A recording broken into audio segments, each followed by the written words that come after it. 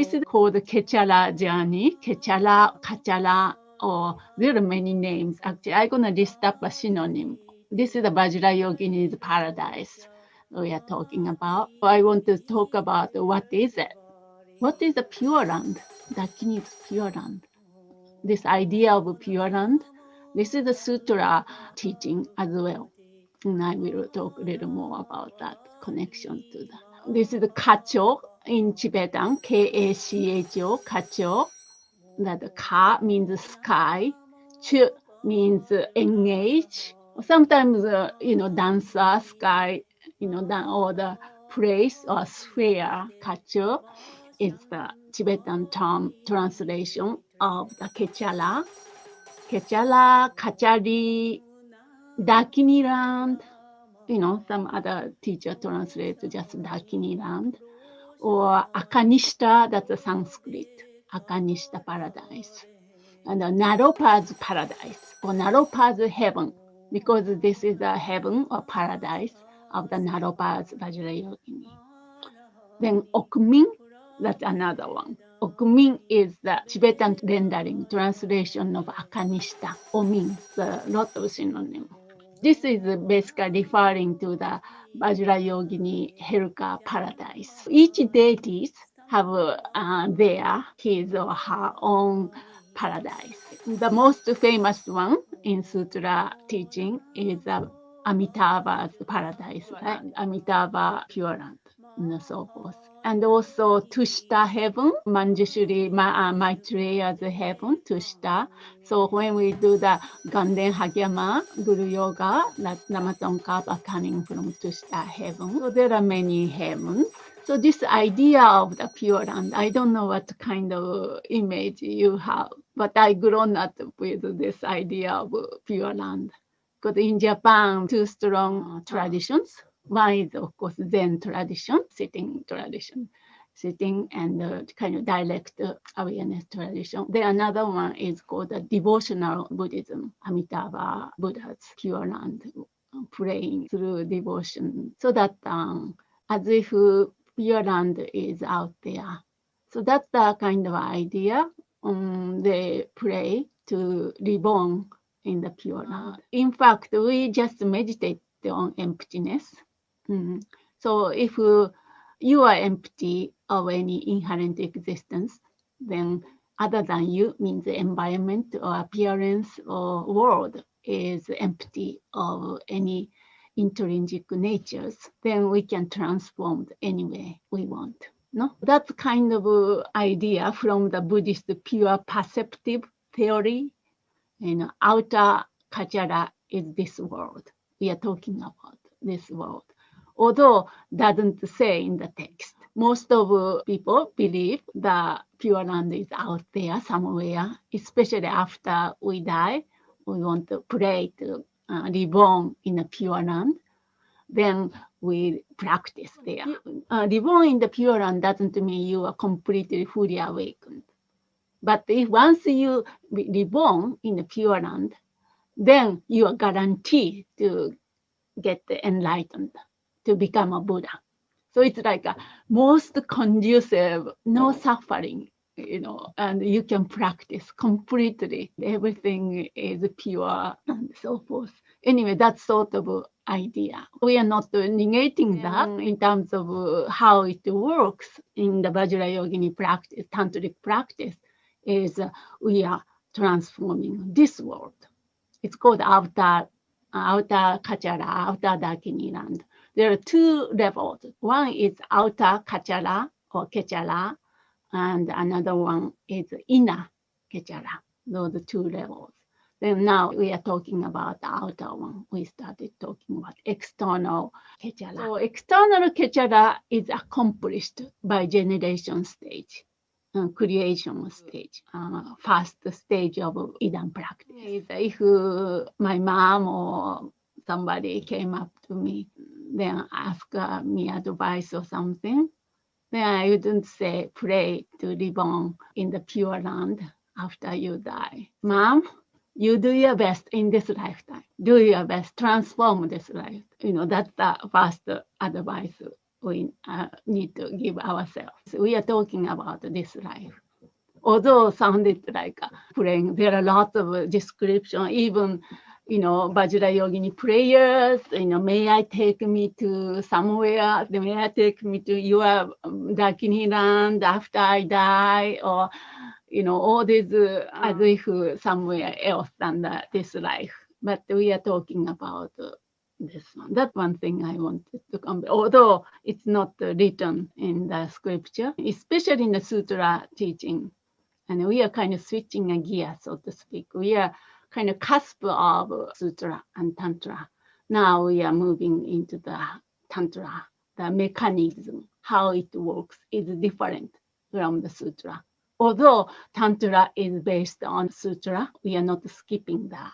But this subtlety we need to know a little bit. This Vajra Yogini Pure Land, Kechala, has a uniqueness compared to all the other Pure Land. For example, even Padmasambhava's Pure Land, copper-colored mountains of glory, that's how it translates, or Amitabha's Pure Land, and Tushta Heaven, and all the others. This Vajra Yogini's heaven or paradise, called Kachala, is the only place where we can receive the highest yoga tantra teaching and put them into practice. That's very precious. And also it said it's difficult compared to like Amitabha's Pure Land. Even Machik talks about ask us to pray for be reborn in the Amitabha's Pure Land. In the end of one of the Mahamudra text, I noticed. So that's the outer Kachala. I said this is attained by completing the practice of the creation phase of Vajra Yogini. That means there are two main realizations, right? Two main realizations need to attain or complete. What are they? One is this divine pride or sacred dignity. Just I invited you to get the sense of it, whom you take to be the self. Now we are completely different deal. This is not the I. We are, in a sense, purely imputing this divine self. You are already Vajra Yogini, divine being. So that's the divine pride. That's the first one. Then sacred outlook, sometimes translate, or pure view. Or the environment is not just polluted, full of confusion, not like that. We purify. If our mind purified, world is purified. Two qualities or two realization we need to develop. That's the goal of creation phase. So imagine our body as a pure body of Buddha, Vajra Yogini, and our world as a pure Dakini land. So ordinary impure appearances to our mind will gradually diminish and finally cease altogether. So when we talk about going to the Pure Land, this external or outer Pure Land, the person just looks from outwardly, looks just the teacher or the high realized person, they are living in the Pure Land. We can say, we could say, we couldn't tell, but the possibility is anybody could live in the Pure Land to living in the this ordinary so-called world. Person could be Vajra Yogini. That's why in one of the Vajrayana commitment or vow is we don't despise anybody, especially female. Doesn't need to be female or everybody, because they could be divine Buddha, divine being. Then last time I talked about their divine beings or Vajra Yogini's aim or the intention is only to guide us to awakening. Right? No matter how she looks like or how appears as the enemy sometimes, that's the difficult part, or the whatever takes to bring us A to Z. So we have to have a really broad perspective. So this is one of the things I was talking about, a different mechanism. Yeah, so we have to switch gears. We're not gonna get confused by external appearance. As I said, upon a pure realization of generation stage, we will experience only pure appearances, and the world will be transformed into pure land. A pure land can be attained only by purifying our mind, right? That means we can create our own paradise without going to anywhere. As I said, one life, one body. But this is the thing. We need to know the mechanism. We have to understand emptiness. We have to come to see empty. At least start having a glimpse or sense or even appreciation for realizing emptiness. So that's the kind of what you call caviar, not automatic. That's why sutra teaching is so important. That's why we have been doing again and again. Because this meditation of emptiness is nothing unique to Tantra. This is the sutra teaching. You can say culmination of sutra teaching toward the end of sutra wisdom section. Insight, special insight into emptiness, right? Then in order to come to that, then we need the previous one, concentration. We need a calm water so that the fish can penetrate without disturbing the water, that metaphor. Anyway, so then, of course, for that, we need bodhicitta, driving force of bodhicitta to bring really us, to allow us to meet the hardship in Tantra. So then just this is the review. So according to Sutra teaching, the root of samsara, what is it? What's the root of samsara? What's the source of suffering? What's the root, fundamental root of suffering? Self-grasping, right? Self-grasping. That's one way to say it. Self-grasping. And then delusions, which arise from it, from self-grasping. So self-grasping is the root, then all the delusions and whatever your things appears. Yeah, that's the root of samsara. Then self-grasping, recognized by sutra practitioner, is only a gross level, rough. There are many different levels of self-grasping. This is the ordinary conception, only gross, ordinary concept. How about according to secret mantra, according to Tantra teaching? What is the root of samsara? What is the problem, source of problem? Of course, that still this subtle self-grasping is there. We need to cut through. But what's the main focus to cut through in Tantra? Is it just the misperception or the wrong view of self? Okay, that's a sutra, no?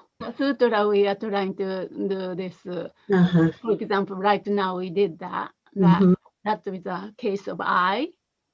This grasping to the self, and also grasping to appearances, those two things, right? That's a sutra. Still, subtle level, we need to cut through. But the main focus, in other words, why we do the Idam practice, why we need to cultivate the divine pride and the sacred appearances, or pure view, those two things, why we do that? It's to get beyond self-cherishing, putting ourselves above others, so we can really embrace the true essence of bodhicitta through the emptiness of all. Okay, that's also sutra.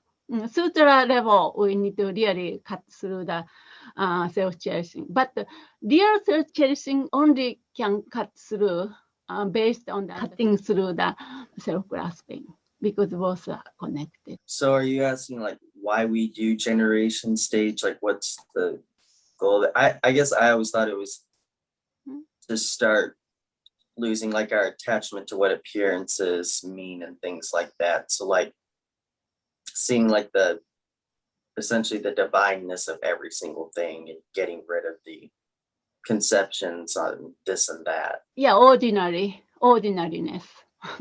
Don't you think everything ordinary appears to us, right now?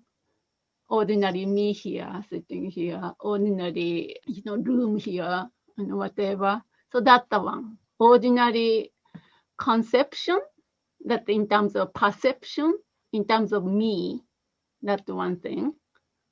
Then the also ordinary appearance, whatever appears, that ordinary appearance. Those are two things that the root of samsara or cut through. For that, we practice, for example, generation stage. So ordinary appearances are cut through this pure view or pure appearances. And the ordinary conception or perceptions are cut through by divine pride, developing the divine pride. There were two kinds of obscuration. There are many ways to categorize these obscuration, but there are two main ones. This is very actually important in connection to Tantra. There are two obscurations. So one is obscuration to liberation, the stuff which obscure to attain the nirvana. That's the first level. Hinayana Arhat aims right for the obscuration to liberation or obscuration to freedom from samsara. That one. On the top of that, second level, what Mahayana seeking on the top of that, what is it? Obscuration to omniscient, obscuration to Buddhahood. Because Mahayanists, we are going for awakening, like full awakening. Those two things. So ordinary appearances are obscuration to omniscience. It's a phenomena. It appears as ordinary. This is obscuration to omniscience. Then self, this one. Ordinary conception. This is obscuration to revelation. First, initially we cut through the self, then everything else. Phenomena means everything else than the self. But anyway, that's a little bit technical, but the idea is the sutra teaching, and we are now shifting the tantra. Focus is shifting. Still self-grasping is there, of course, as a basis. But the more focus is this ordinary appearances and the ordinary self that we need to attack based on emptiness. So we can overcome ordinary appearances by generating clear appearances of being Vajrayogini's paradise, and ordinary conception by developing strong divine pride of being Vajrayogini. So just to take a moment, we have so many material to cover, but I just want to get the gist of. There is one metaphor might be useful. Chandrakirti talks about this. So one person holding the water, for us that's the water, right? You use that word. Then when human beings look at that water satisfies the thirst. Then when divine being or heavenly being look at that water, become a nectar. Look at that as a nectar, ambrosia. And then when the preta being, preta, hungry ghost being, look at that water, that's the blood and the pus. Yeah, yakista. That's the perception.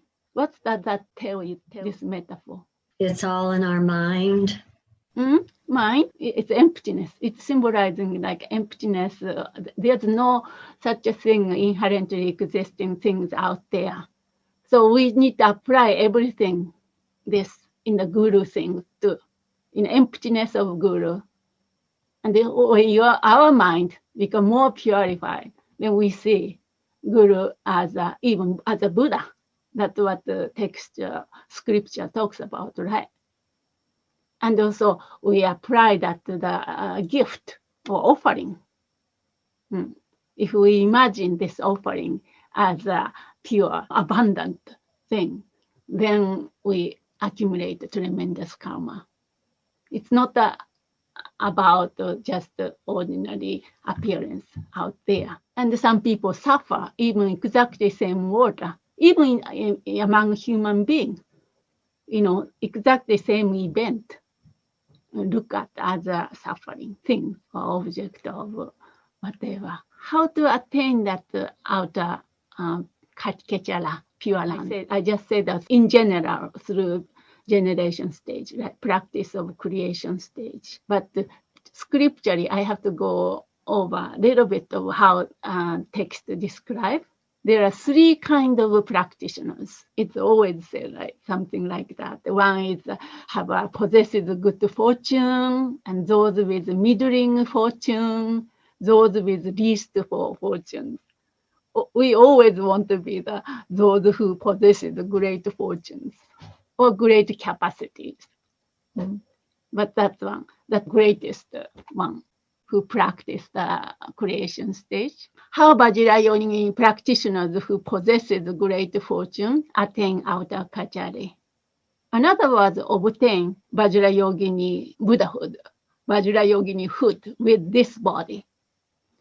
In Vajrayogini Heruka text, they talk about without abandoning this body. That's the expression, go to Kechara or attain enlightenment with one lifetime without abandoning this body.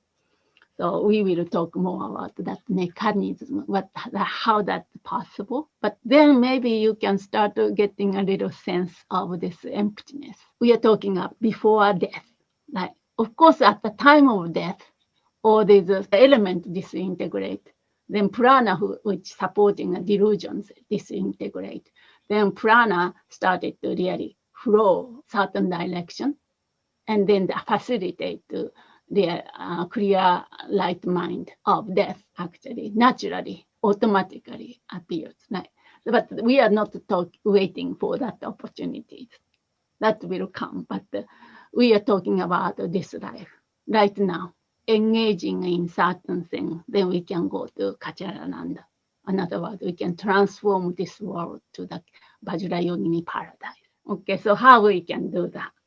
So first one is daily practice of creation phase stage. That's a minimum thing. That's number one. We are talking about those who possesses great fortune. We will talk more about what's entail this daily practice of kind of minimum practice of creation phase once we get the sadhana.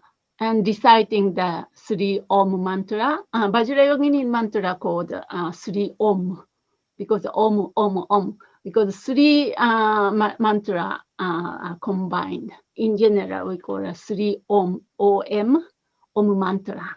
So we need to recite, because the Heruka Tantra said, just by reciting mantra, you can go to Kechara, or you attain awakening. That's a very kind of uniqueness. If, of course, we have to read all the fine line, but that's a possibility. So that's the emphasis of recitation of mantra. Then the third one, this is important. I really want you to appreciate and value Sok. That's why from the beginning, when I transmit this Vajrayogini Sok offering, even before the Kechara journey started, I encourage you to join. It seems very foreign, especially if we are not used to the tantric path. But this is the way to really attain the Kechara Dakini land if we want to. So that's all. We should not really miss it. If we miss this vast offering to Vajrayogini, Vajrayogini will miss you. Something to do with this emotional relationship. We start building up this emotional connection. Like when you have a partner or a special person, then set time, once a month, twice a month, we meet here this way. Then if we miss, then somehow something breaks. It's very hard to restore. I mean, it can be restored, but it's very difficult. So we do our best to keep up with the Sok practice. Of course, in our busy life, lots of things coming up. So I will teach you how to substitute, so to speak. There are other ways to work without doing entire text. But Dakini Whisper is offering this opportunity. So try your best. Put down the date. We announce you in advance. So then try to join. Because this text is amazing, because it has a lot of components. Same word and the same part of the Vajrayogini sadhana is inserted. For example, the dedication prayers, that is completely from Vajrayogini long sadhanas. Then dedication prayer is very good. It's Ramrim, Tantric Ramrim, from beginning to the end. So eventually I will give a commentary. And also Tarchen's prayers, longing for the divine. That is from long Vajrayogini sadhana. And then some visualization of the Vajrayogini. We have a lot of opportunity to study and get used to it, more make connection, like familiarize with visualization and cultivate the curiosities. Those two things are very important. Have a curiosity and interest in it. You may not have an empowerment yet, but still you can have put the pictures, looking at pictures, set up the altar, and venerate the Vajrayogini, and make connection, offering, and all those things. Yeah, important. And then familiarize, do it again and again. So that's the first, best scenario. Okay, those who possess the great fortune have those things. If you do the daily practice of generation stage, but generation stage include some completion stage as well. But generation stage, basically, recitation of the mantra and the talk. Then how about the mediocre fortune? Even mediocre is quite high. How Vajrayogini practitioners who possess the middling fortunes attain Ahata Kechara land through same thing, pure daily practice. So this is the kind of build on, so to speak. First, daily practice and maintain their commitment and the vow. We will go over those things too once times come. Keeping the vows and commitment are the main things to attain Ahata Kechara land. Very important. Lama Tsongkhapa said, why we take empowerment? Not something we feel this is high empowerment I should take, I'm not going to miss the opportunity, or nothing like that, or get the blessing. No, he said, in order to receive vows and commitment, because that's a source of attainment. So actually, joyfully we should take, not something, oh, I have to, or I have to, or not like that. Joyfully take. Because that gives you a framework. We have a lot of framework in different situations in our mundane life, but this is a kind of sacred framework where we can really safely, joyfully live and show up in life. Then retreat, undertaking a closed retreat. I hope those of you who are in this journey eventually will take a closed retreat, minimum 100,000 mantra. It's worthwhile, so beautiful to really devote your time, your chunk of time, maybe 1 month or so, 4 weeks. Do this 4 sessions, for example, and a retreat. We will talk about importance of a retreat. This one, the specific practice, maybe not relevant to us, but I was inspired to do this one too. But we will talk more about it. It's called the Rangari Sindura Mandala practice, the practice of accomplishing the Sindura Mandala using the stem of Rangari trees. So this is a very specific practice. Go to the cemetery every night and do this. We need an assistant and so. I'm not gonna talk about that for that one, but to skip that. Then accomplish the 10 million mantra, 3-on mantra, and so forth. After once you're done, then go to the marketplace and search for the Vajrayogini who has the sindura on the head. You put the sindura. Sindura is a red powder. You might have seen in India. Some Indian lady put in here for head.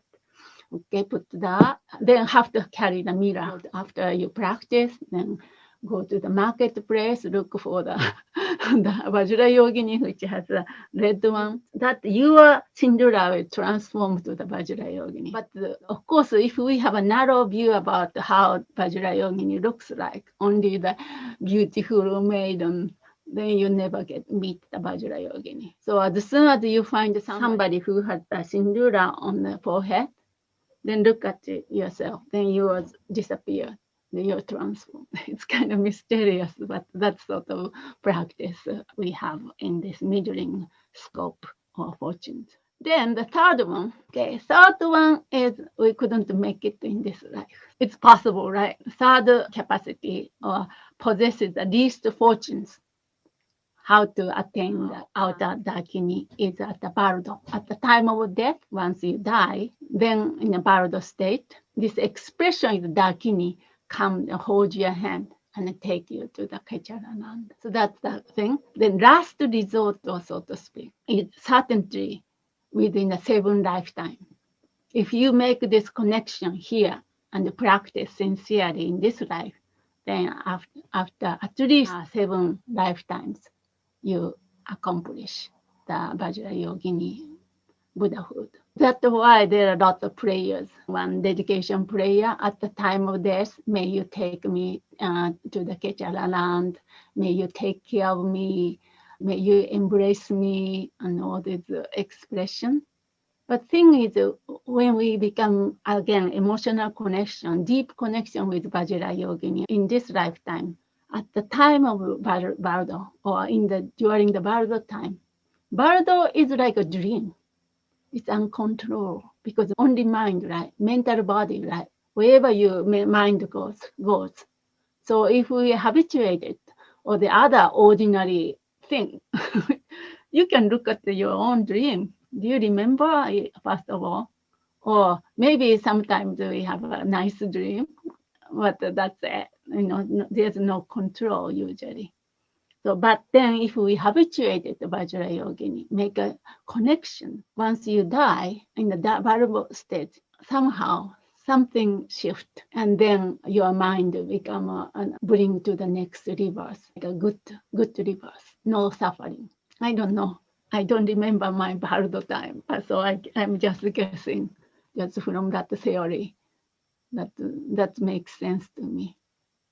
But then Paponka Rinpoche said, those people who believe external Dakini land out there, then that's also possible.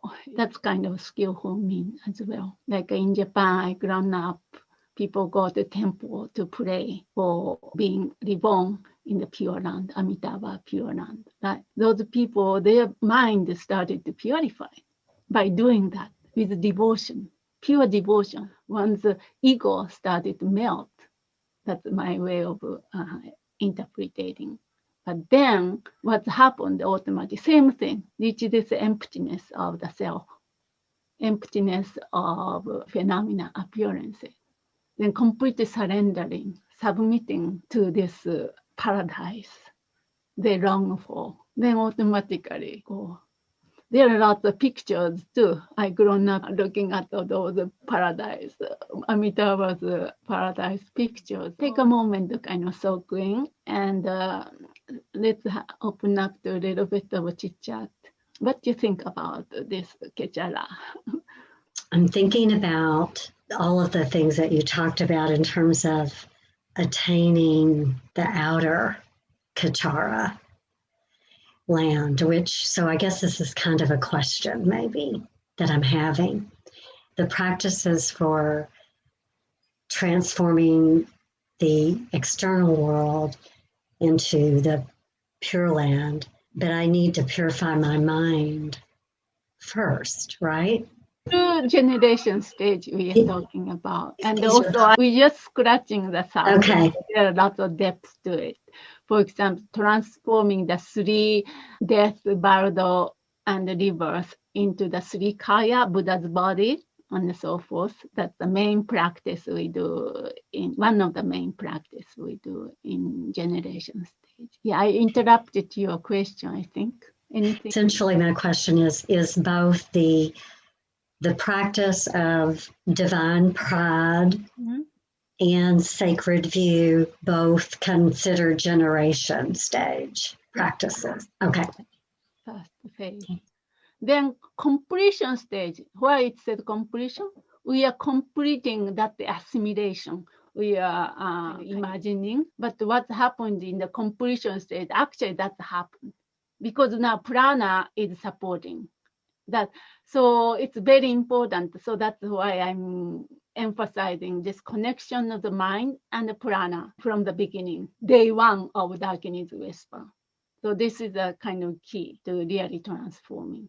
But in generation stage, we are kind of practicing really. How does this sound to you, Pure Land? Is that something you had envisioned this sutric idea of Pure Land going somewhere?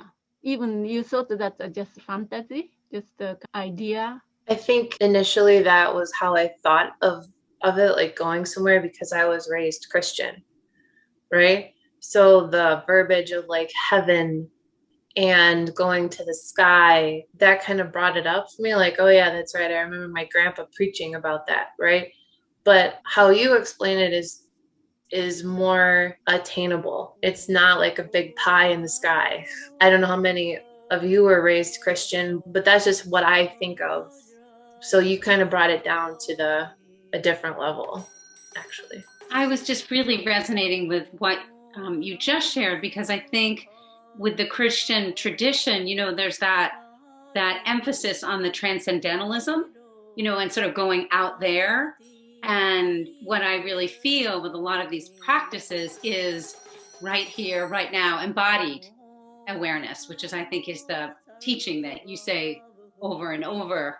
Yeah, I think the last part about the completion stage is really coming to mind, because that is our connection, is through the body energy, the prana. And I'm really starting to feel this as a meditation. It's just becoming more and more, and it's easier to go into that pure view if you can feel the essence of that energy, because it's not anything solid. So I think that was a beautiful thing that you shared today that I can relate to. Yeah, we're going to talk more about inner Kechara accomplished through completion stage. We haven't really talked about yet what that means. Oh, I really appreciated and liked what you were saying about creating the Pure Land outside by purifying inside. I have this posted on my computer that says, we don't see things as they are, we see things as we are. And I try to always remind myself of that, sort of what you were saying about the water.